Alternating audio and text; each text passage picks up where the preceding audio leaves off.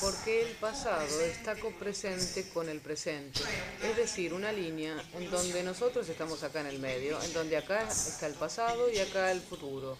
Yo, cambiando el presente, cambio contemporáneamente mi pasado y mi futuro que están copresentes conmigo. En otras palabras, creíamos que en las hipnosis podíamos llevar al abducido a leer en el disco de los eventos en el pasado, pero no es así.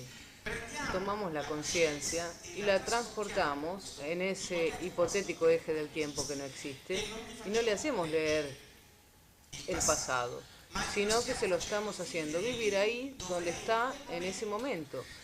Y la prueba de esto está en el hecho que nosotros podemos modificar los eventos del pasado que son modificados en el presente. Lo que hace Brian Weiss, no sé si han leído sus libros, pero él lo hace en un modo que no ha entendido bien. ¿Qué hace Brian Weiss? Si una persona tiene problemas de naturaleza psicológica, él le dice: ahora te hago hacer una regresión, en el pasado encontrarás una vida pasada tuya donde este problema no lo habías podido resolver y te lo hago resolver yo en el pasado.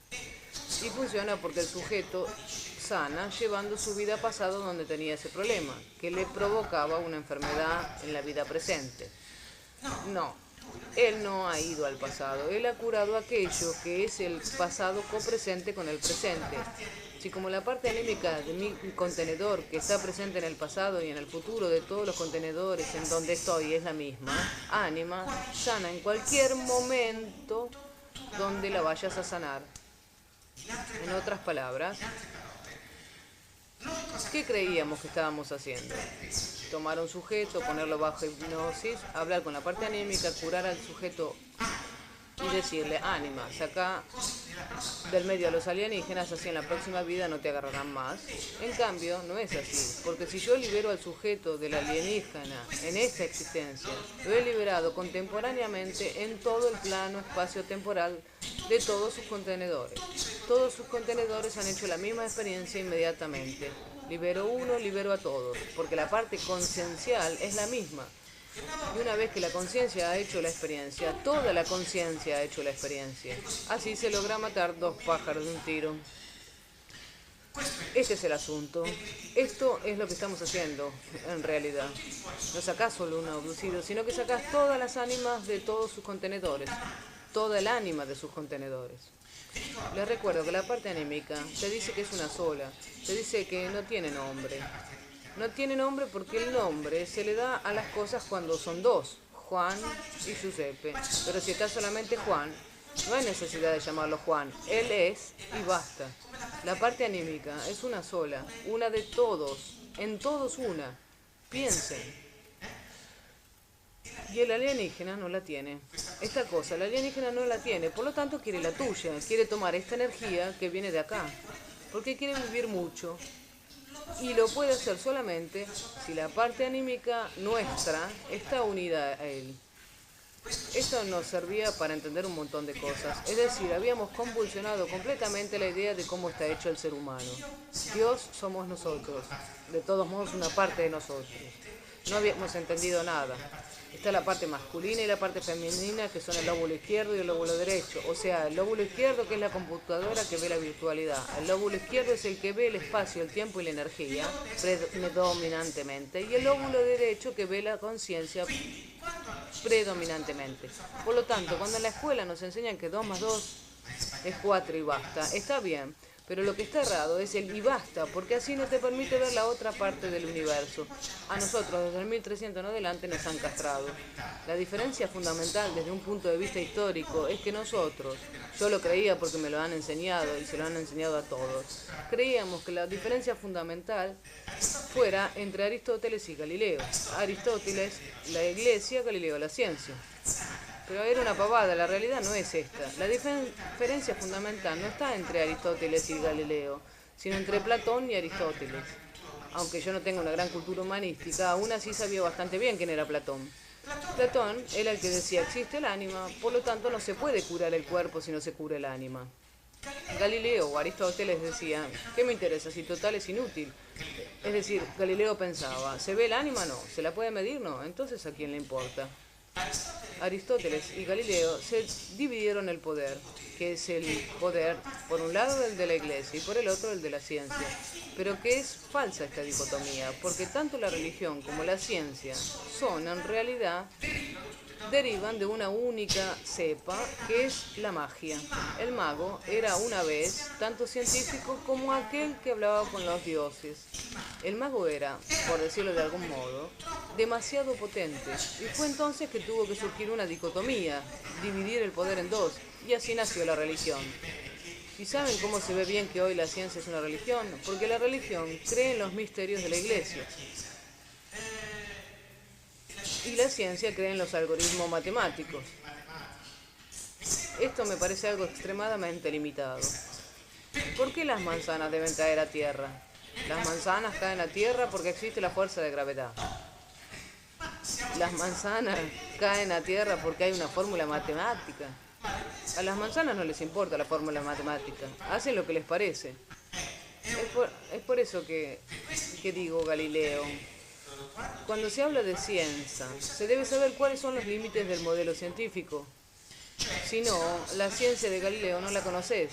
Tenés que saber que se llega solo hasta ahí.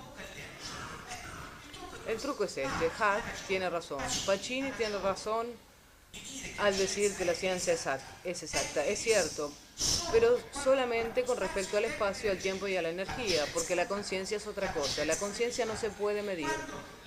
Cuando la física tiene que ver estos parámetros sutiles que se le escapan, es ahí cuando el físico habla de parámetros escondidos, que se le puede hasta dar un nombre. Si se lo llama conciencia, entonces todo está en su lugar, el famoso parámetro escondido. Y las cosas que hacen las medidas, no son las máquinas. Uno hace las medidas. Pongo algo ahí y lo mido. Pasaron 3 fotones de ahí a acá.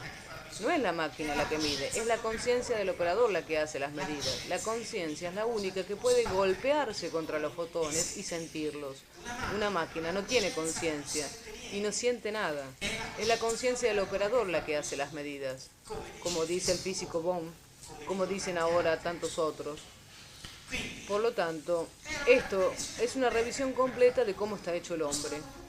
Pero no estábamos hablando de alienígenas. Sí, ellos vienen y hacen, pero el alienígena, al ponerse al descubierto, ha hecho algo fundamental. Nos ha hecho comprender cómo estamos hechos nosotros. Esta es una evolución sustancial del modelo científico. Es decir, ahora, si todo esto saldrá a la luz en forma más evidente, tenemos la posibilidad de entender un montón de cosas.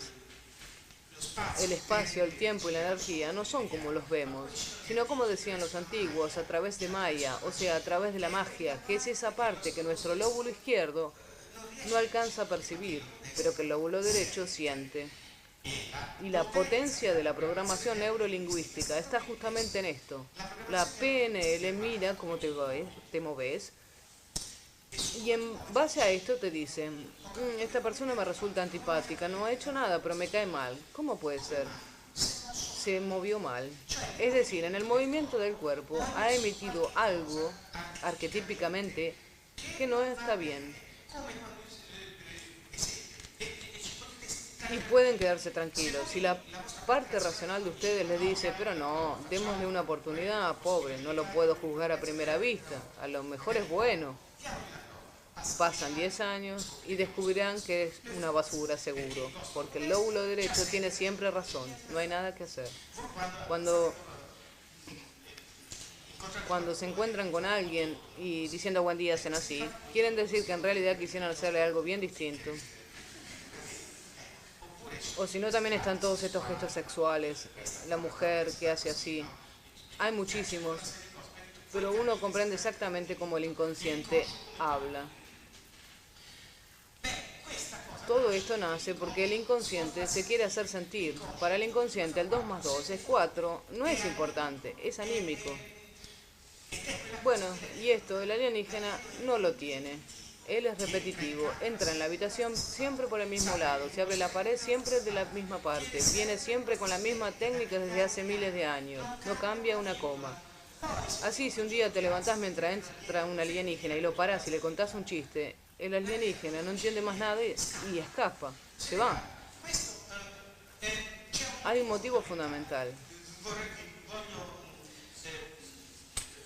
Quiero hacer notar esto. Entre quién es ánima y quién no es ánima, digamos, entre el alienígena y el hombre. El alienígena es ritual, hace las mismas cosas en el mismo modo, siempre con rito, porque en el rito, en el repetir las cosas está la regla. El alienígena, que no tiene conciencia de sí